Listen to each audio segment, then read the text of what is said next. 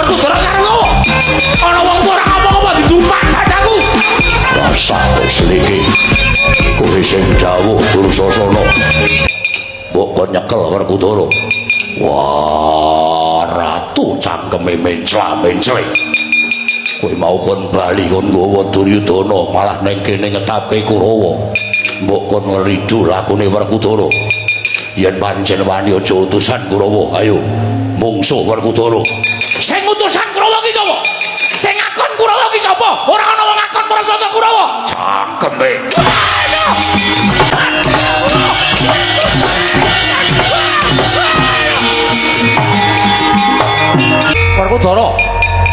Werkudara.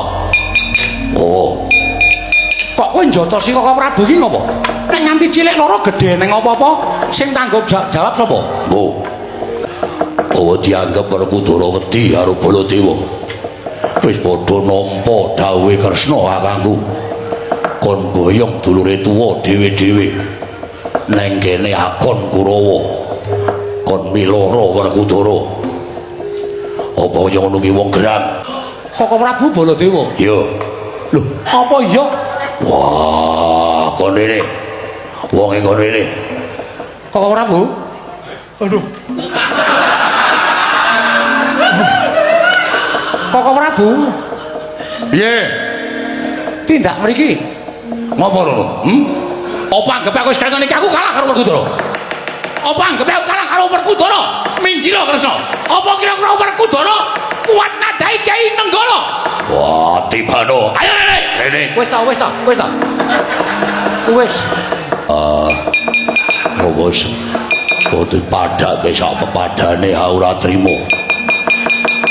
Aku ya ora bakal wedi karo kowe. Aku ora bakal wedi karo kowe. Ayo, nek pancen wani meneh yo. Kuat nadai Nenggala. Arep aku wis kaya ngene iki aku rung kalah karo Werkudara. Ayo, nek pancen ngajak perang karo Baladewa, ketono kasudetmanmu. Wah, jakal. Woi,